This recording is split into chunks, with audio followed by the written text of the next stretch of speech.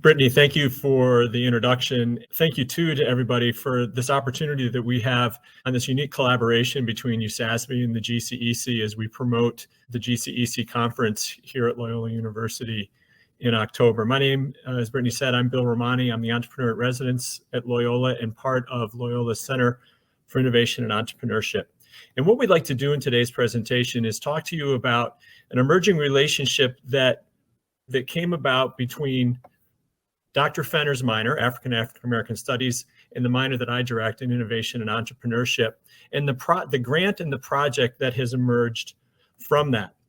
And actually, our relationship started with a project that my students had in my course in Innovation and Design Thinking. And our students were trying to work to be able to improve the awareness and the enrollment in the AAAS minor. And then after the course, Dr. Fenner and I realized that there was probably an opportunity for us to work together and collaborate between our two minors to help raise awareness for both minors in an interdisciplinary way. And so that led to ways that we could to think about how we might increase the number of students that are engaging in an interdisciplinary way between innovation and entrepreneurship and AAAS. To do that, we first thought of ways that we might be able to create coursework together, and then that evolved into response to a grant from the Jesuit business schools. That resulted in the project that we're going to present to you today, Stories, Context, and the Lived Experience of the Black Entrepreneur. What we are going to present today is an overview of the project. Dr. Fenner is going to start with a description of the AAAS minor, and then the way that the components of the project, and we're going to go through the modules and the supporting documentation of the project, and then we're going to show a real-life example of how we can use those components to help support a video. And with that, I will introduce Dr. Fenner. Romani, and thank you to USASB for having us to talk about our project today. So Dr. Romani gave us a lot of background already about the motivation of this project, but it really started with a conversation, or several conversations Dr. Romani and I had about promoting awareness or increasing awareness of African American studies at Loyola. So just a little bit of background about how AAAS is situated at Loyola. Here, AAAS is an interdisciplinary minor. So what that means is that as an interdisciplinary minor, we don't have a specific department home. Students really have the ability to construct their own experience around AAAS by choosing courses in different majors, concentrations, different areas that fit their interests. So specifically, if you look at this infographic, I make this infographic to advertise for AAAS on campus. Students have to take basically 6 courses, and those 6 courses can come from all over campus. So as we were trying to increase awareness of the minor to get more students to participate, a common thing that students were saying is that there aren't enough offerings necessarily. And what we really found, which is probably not surprising to many, is that a lot of the African American Studies content is in the humanities, history and English, and then also in some social sciences, sociology and psychology and topics like that. There's not much content in STEM majors or in business education. And this led to some of our initial questions, right? How can AAAS strengthen the business curriculum? And then also the other way, how can business strengthen AAAS, right? Starting with the second question, this can really help one of our enrollment issues, getting more students to pursue the AAAS minor. if there are more courses in disciplines, popular disciplines in business. And then we also said, well, AAAS can actually really also strengthen the business curriculum as well. When we start to think about what are the desired outcomes of students, we really want students, our future business people of America, we want them to be able to tackle systemic racism. And to do that, we really need to educate students in a situated fashion, the experiences and needs of people from historically excluded groups, right? In addition, that content really needs to be situated within the context of the business curriculum. And hopefully, those students, when they go out, they will be just and inclusive business leaders and funders and promote social wealth creation. So the last question was, and this was what really led to our grant proposal, was how do we capture the voices, right? We don't want this content to be completely in a historical focus. We want it to be real and relevant to current issues. And we wanted it to be authentic. That's the best way to say it. We wanted it to be authentic and come from actual Black entrepreneurs and business people to help educate our students. One of the fortunate things about taking on a project like this at a small liberal arts Jesuit institution like Loyola is that it really reflects the existing values that our institution has. So in looking at this project, we want to use the storytelling of the Black entrepreneurs to help impact the reflection of the students. We're using their own stories to provide context and reflection on our students' current and hopefully future involvement as business leaders and as funders.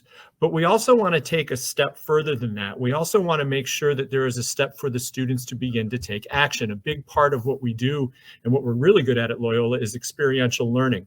And so providing students an opportunity both while they're here at Loyola and then after to be able to actually engage in funding these businesses, which will be part of an interdisciplinary course that the videos will help support starting this fall. And certainly the last part, we ask our students very often to be able to be good storytellers. But with that, we also want to make sure that they understand the value of hearing people's own stories in their own words to help reflect their experience, their needs, and their values. And it all goes back to not only a fundamental premise of our work here at Loyola, but in design and innovation, that whole idea of human-centered design. And so what we endeavored to do was to create learning modules that were centered around these high quality videos that would reflect the personal stories and the lived experience of the Black entrepreneurs. That sounds pretty simple right now, but it didn't start like that. We were actually looking for ways that perhaps faculty or experts could be able to tell those stories. And we arrived at this solution because those folks didn't exist in a way that really conveyed what we thought was that true context of what was going on in our neighborhood. So we focused this on the stories of the Black entrepreneurs. And then with the idea that by doing that and having them report these things in their own words, our students would develop empathy and an appreciation for the context in which not only where they came from, but the context in which a lot of their businesses and their ventures are trying to address and overcome. And so with these videos and the accompanying modules, we hope that we can describe the historically anti-Black structures that have kind of impacted Black entrepreneurs and the communities that they are from, and then be able to help prepare these students to be able to engage and perhaps fund or be responsible, empathetic allies moving forward. So there's a lot of ground to cover, especially in a city like Baltimore that has been kind of on the front lines and is a great example of what has happened with historic policies like redlining. And so what we have done is we have tried to address a number of those institutionally and racist structures that have come out in the words of the entrepreneurs. And so those include home mortgages and generational wealth, historic trauma and social emotional learning, disparities in health and wellness, and really the emerging conversation in workplace equity, in addition to why those conversations are so necessary. And we know too that very often the Black entrepreneur isn't the tech person or the person that's putting together this large publicly traded corporation. A lot of the history of Black entrepreneurship in Baltimore and cities and towns like it comes from sole proprietors. And then we also have to take a look, especially at a city like Baltimore, whose population has decreased by about 40% over the last 30 years, and at the availability of affordable housing and the role that city planning plays in that role. And with that, to be able to describe our modules in a little bit more detail, I'll turn it back over to Dr. Fenner. Yes, so our right here, or this slide, we have the beginning of one of our modules. It's a sample module on mortgages and generational wealth. So as Dr. Romani showed, we've so far been putting together about 6 modules, and those modules will be housed on a publicly accessible website. And from that website, each module will link to its own separate web page. So the modules will have several things. One thing that we spend a lot of time on are developing the behavioral objectives. So as I mentioned earlier in the presentation, this content really is meant to be situated within a business course, right? So we list as well the prerequisite skills that you would normally get inside the business curriculum. But then we also have these behavioral objectives, things that after engaging with the materials and the videos, the interviews with the entrepreneurs, that students should be able to do at the end of working through the module. And then within each module, we also have resources. Here are some sample resources from the mortgage and generational wealth module, right? It's an ever-growing list, but the idea is that after students engage in their usual course content, they can engage in these resources, which are geared to talk about these topics of, for instance, in this case, mortgages and generational wealth, a popular book, The Black Butterfly, sources that really deal with the systemic issues facing Black America in reference to this topic. So we have the resources, and then we also provide, there we go. We also provide some suggested activities and assignments as well. So the students will work through the resources. And then as an example, if we're talking about mortgages and generational wealth, maybe students will, they could do a case study, right? Where they use their business skills to figure out what the generational wealth will be between a family who was able to purchase a home in the 1950s, 60s timeframe versus one who lived in a red line neighborhood and had either a contract own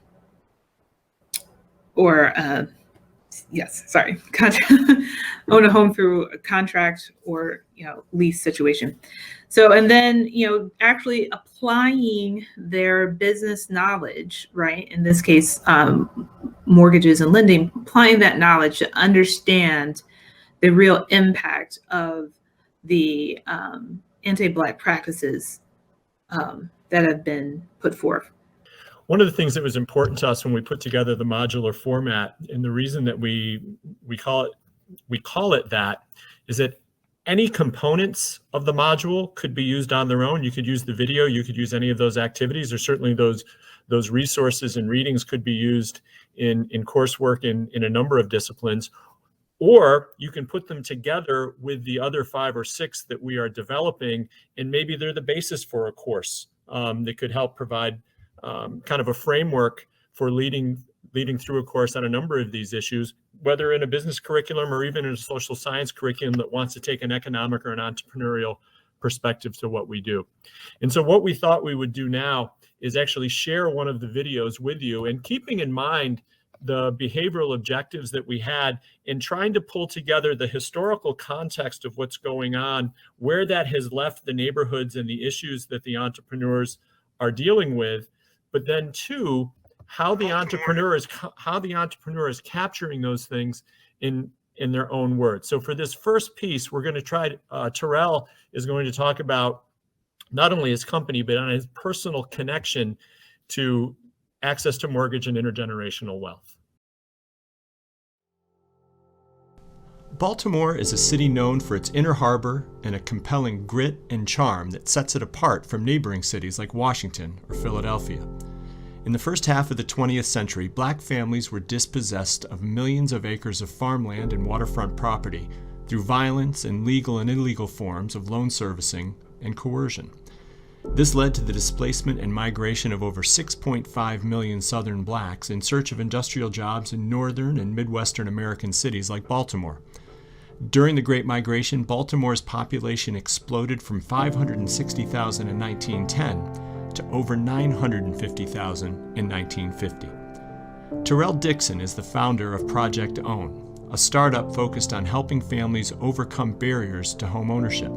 In the mid-1920s, his great-grandmother Lucille arrived in Baltimore as part of that great migration. My great-grandmother Lucille was born in Sumter, South Carolina in 1922 and moved here when she was a child in the mid-1920s. And like a lot of Black families during that time, came here looking for opportunities that didn't exist in the South. And so her family ended up settling in South Baltimore, what is now the Sharp-Leadenhall neighborhood, and lived there until the 1970s. And at that point, the city decided to build what was then known as the East-West Highway. It's since become highways, stadiums, condos, parks, but the existing community that was there no longer exists. And so, different parts of the family went separate ways. My great-grandmother Lucille ended up in this house in what is now known as the Shipley Hill neighborhood of West Baltimore sometime in the early 1970s. The forced displacement of Lucille's family from their home in Sharp-Leadenhall was part of a common policy response to the Great Migration that cities like Baltimore used to segregate Black families in the name of urban renewal. In 1967, the city of Baltimore created a condemnation line through the center of Sharp-Leadenhall that was then used to buy up and displace 3,000 neighborhood residents. Those families were then scattered into hyper-segregated communities like Cherry Hill to make way for an east-west highway that was never fully constructed. The families that were displaced from those developments, were given a small check, but she never thought to buy it. When I was speaking to my great aunt Raenita about it, her reasoning was it just never occurred to her. That wasn't something that people in her position, just working class, Black, single head of household woman, would have ever thought to do. But it sold for $10,000. For that to be the barrier of entry, that really speaks to why we founded Project Own and why we want to create a different trajectory for future generations of Black households. For Lucille and Vanessa, the barriers to home ownership in the 1970s included anti-Black home and neighborhood covenants and a racially motivated collusion between the federal government, banks, and real estate agents to draft residential security maps. These maps put red lines around predominantly Black neighborhoods that restricted investment and access to capital for potential Black homeowners.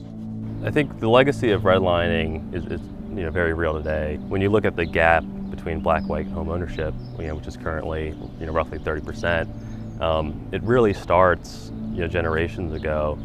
When people like my great-grandmother lived in homes that they could have afforded to buy, would have made perfect sense for them to do so given the fact that they lived there and that was their home. but they just never had the opportunity, either because of the legacy of predatory and discriminatory lending. The legacy of that is still very real today, and it's at Project Own, that's what we try to do, right? We try to work with folks to overcome those barriers.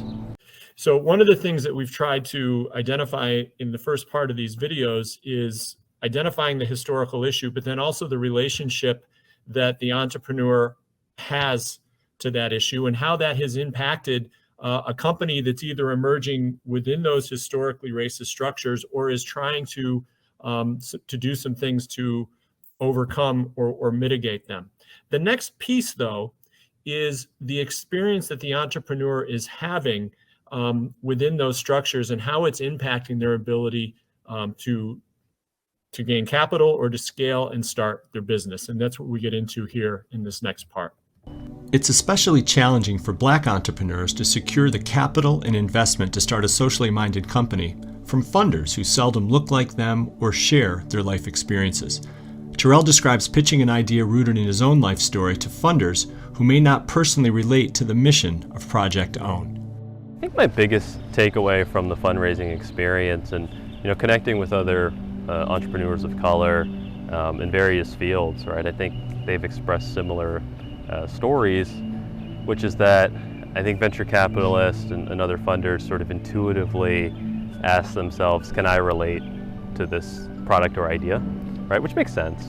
But when you're doing something that is very rooted in your own experiences or the experiences of your community, there's sort of a limit to that empathy, right? And I think on the funding side, if the thinking shifts more toward, can I personally relate to this experience, or how does this tool or this product meet the needs of a community, right? And if I can't necessarily relate directly to that experience, right? What work do I have to do, either to listen to folks who can, or to educate myself about different cultures and communities, in order to really sit in their shoes to the extent possible. And there's a lot of pressure in that world, right? Because you have a 2-minute pitch, and you're trying to explain a very rich and detailed personal story and how it relates to your product in 30 seconds, right? And inevitably, in order to do that, I think myself and other founders of color, we end up sort of diluting that story, right? And distilling it into something that's easily digestible, but not necessarily reflective of the true breadth of our backgrounds and experiences. So what we hope to convey here, as we said, is the historical context, but also the entrepreneur conveying what that context means to them, to be able to create a better understanding, not just for our students, but students that we shared with around the country, especially for students who might not have the direct opportunity to be able to go visit and speak with these entrepreneurs on their own. Dr. Fenner and I have talked to you about the interdisciplinary nature of our minors, and that kind of translates to the team that we've put together, both from our Office of Digital and Technical Learning, as well as our studio here, Graycom Studios here at Loyola. So again, we're very excited to be invited and about this relationship between USASB and the GCEC, and we'll look forward to seeing everybody here in Baltimore in October.